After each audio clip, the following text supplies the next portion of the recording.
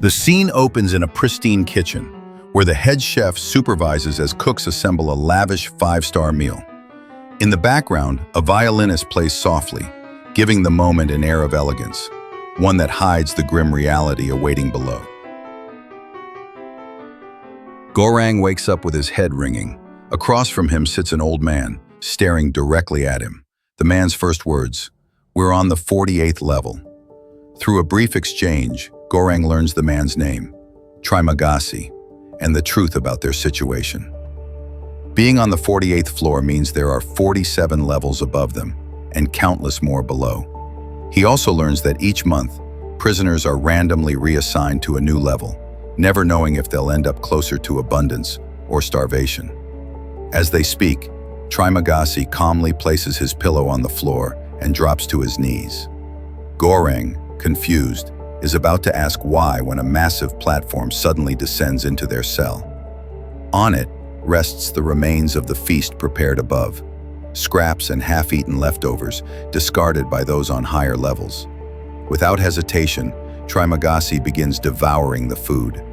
Goreng recoils in disgust, horrified by the thought that everything on the platform has already passed through the hands and mouths of 94 other prisoners above them.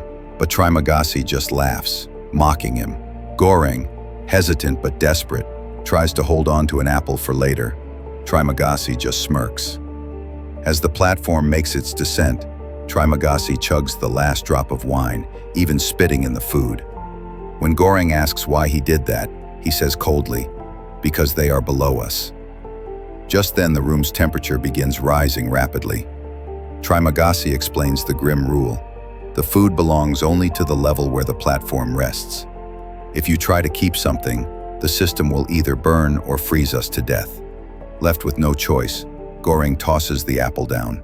The temperature returns to normal, and the platform continues its descent. Later, a curious Goreng shares how he ended up in the prison, hoping Trimagasi will do the same. To the old man's surprise, Goreng reveals that he entered the hole voluntarily. It turns out Goreng is a smoke addict who believed this experience would help him quit, and after 6 months, he would leave with an accredited degree. Trimagasi, troubled, explains he should be awarded 2 degrees himself, having survived nearly a year in this place. Trimagasi goes to bed, never revealing how he ended up there. That night, the lights suddenly turn red. Goreng approaches the pit when the platform shoots upward at incredible speed, missing him by only a few meters. The next day, Trimagasi continues eating greedily while Goreng watches. When pressed again about his past, the old man finally opens up. He recalls watching television one evening when an ad caught his attention. It was a Samurai Max, they said, a knife sharpener that promised to restore any blade to perfection. Every person in the ad was talking about how their life turned better after buying the knife sharpener. Convinced, Trimagasi bought one immediately. After buying it, he watched the second ad and he said, quote, "These bastards were selling a knife that didn't need sharpening. A Samurai Plus, they called it." Trimagasi was furious. He threw his TV outside the window, hitting and killing an unlucky man who happened to be walking by. Later, Goreng asks, "Every inmate is allowed one item when they enter. Mine was a book. What did you choose?" The old man replies, "It's obvious. A Samurai Plus, of course." After days of resisting, a starving Goreng finally gives in. To his surprise, the food tastes good, bite after bite until he fills his stomach. The following day, Goreng is stunned when a body suddenly plummets from an upper floor, smashing through the pit.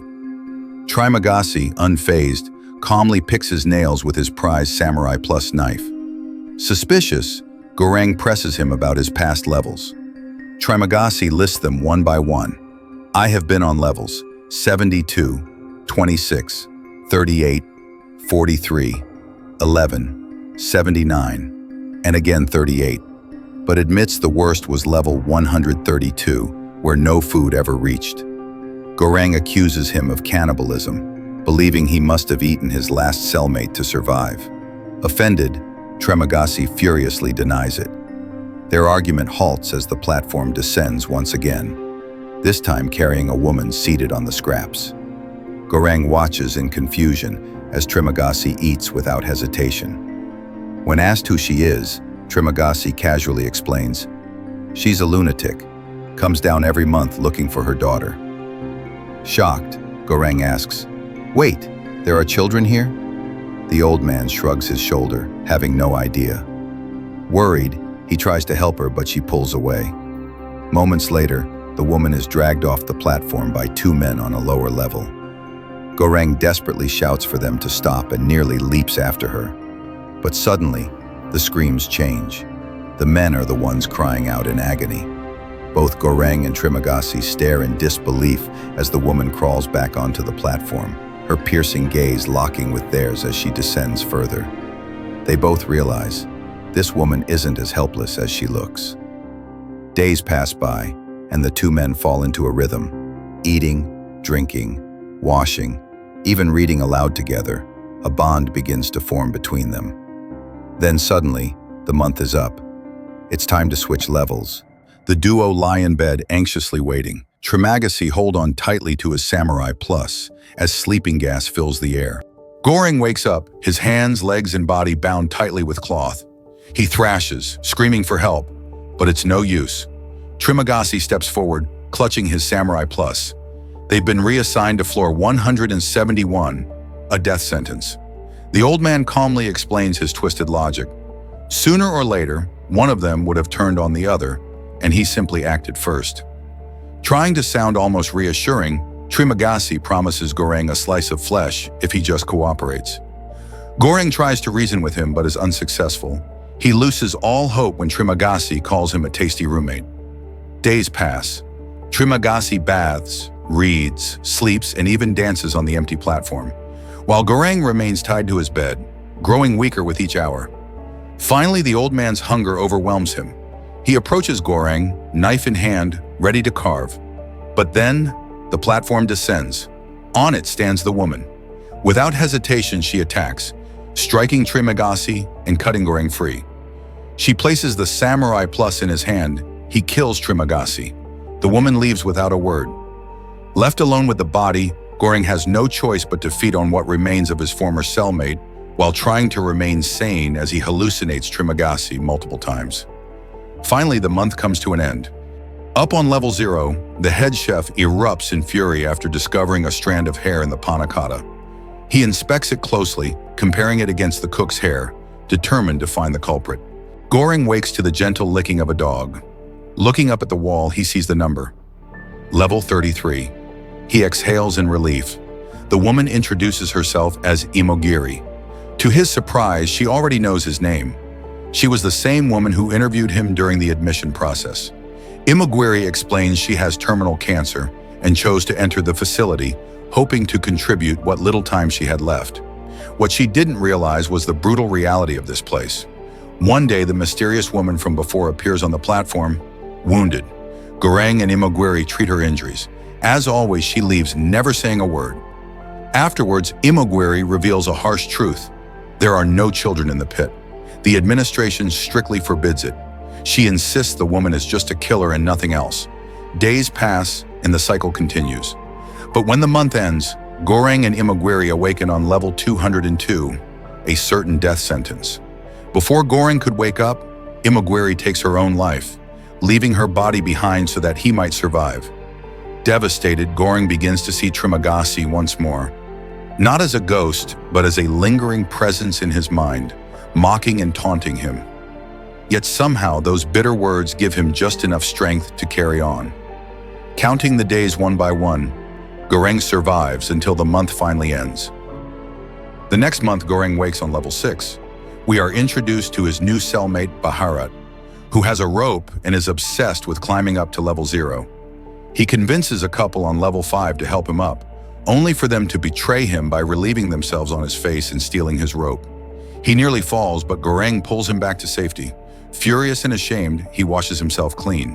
When the platform arrives, it carries a lavish spread, almost untouched. But Baharat has no appetite. He listens helplessly as the couple above make love. That evening, Goreng persuades him to consider another plan. Descend the platform together, distributing food to those starving below. In return, they'll ride the platform back up, fulfilling Baharat's dream of reaching level 0. Baharat agrees. The next morning, the two gear up, The couple above even called them ridiculous. They decide to skip the first 50 levels since those levels 8 yesterday. As they fight their way down, Bharat meets a familiar face. A man he calls a very wise man. Mr. Very Wise Man offers them a new perspective. Delivering food is not enough, they must also send a message. That message is a single, untouched dish, sent back to level 0. Goreng and Bharat realize what it must be: the panna cotta. From then on, they guard the panna cotta fiercely while fighting their way down. They begin rationing food from level 51 downward, fighting more people as they go down. In one brutal clash with 2 armed prisoners, Bharat suffers a deep wound. The 2 barely make it out with fatal wounds. Despite the injury, they press on, even running into a guy with hundreds of bills. He makes it rain. With their failing bodies and an empty platform, they carry the panna cotta down to level 333, where the platform finally stops. They ready themselves to go up when Goreng spots something under the bed. It's actually the kid. They pull their injured bodies down the platform. They are heartbroken when the platform begins to descend further, after all their hard work. They are ready to toss the panna cotta down when they realize something is wrong. The temperature is not rising, even with the food in hand. The hungry kid crawls out of the bed. Goreng asks to give the girls the food, which Bharat denies, but he gives it to her anyway. The 3 spend the night on level 333. Goreng haunted once again by the presence of Trimagasi in his dreams. This time, the old man's voice makes it clear. The panna cotta is not the message. The girl is. When Goreng awakes, he finds Bharat has succumbed to his wounds. Alone, Goreng carries the child onto the platform. As it makes its final descent, Trimagasi appears one last time, telling him his role is finished. Goreng understands. He is not the message, and the message requires no bearer. The 2 watch as the platform ascends on last time, carrying the girl up to level 0 at incredible speed. If you enjoyed, please leave a like and also subscribe. See you on the next one.